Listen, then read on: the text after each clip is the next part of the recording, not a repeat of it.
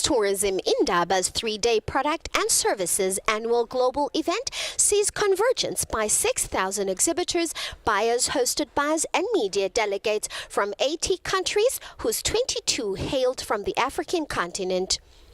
South African tourism compiled a 3-day business-focused calendar entailing a robust business, government and entertainment program. Responsible Tourism Business Conversations 3 engulfed the floor. From the perspective of the department, I think we talk about the triple bottom line.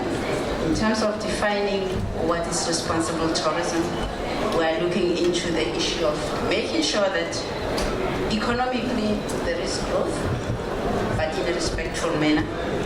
Environmentally, whatever that we do that with integrity. And from the side of economies, communities, we need to ensure that whatever that we do, we should not infringe. We are at Africa's Travel Indaba. This is market access. It is about making sure that these businesses have the platform in order to sell themselves. They still have to sell themselves. They still have to have a value proposition, a product, an offering that the market wants to buy. So the inter-Africa trade is important. If you look at anywhere around the world, your biggest source of travelers is always those that are around you. It makes sense, therefore, as South Africa, to make sure that we remove the barriers, essentially. People can move freely between the two. Just to give you a sense of the current environment, 74% of our traffic of international travelers comes from the continent itself. That is in spite of some of the barriers that we have around visas, around connectivity, around cost and everything else.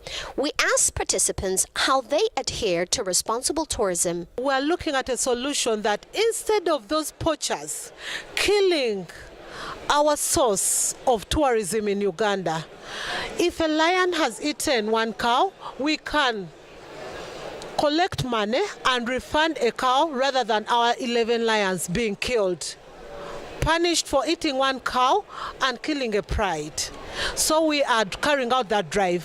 For water conservation, it is still a challenge, but we are doing a lot of tree planting. Our government is encouraging it to protect the ozone layer. Do encourage our tourists and visitors to act responsibly when they are visiting our city.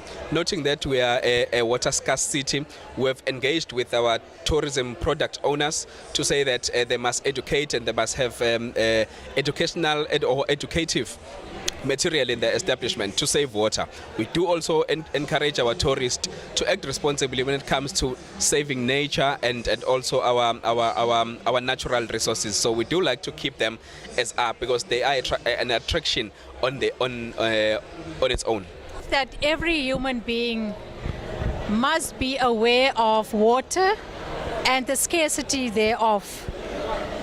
If you go back hundreds of years, thousands of years, I think the human being had to keep in mind what is the availability of water and the resources of water and how they will settle themselves.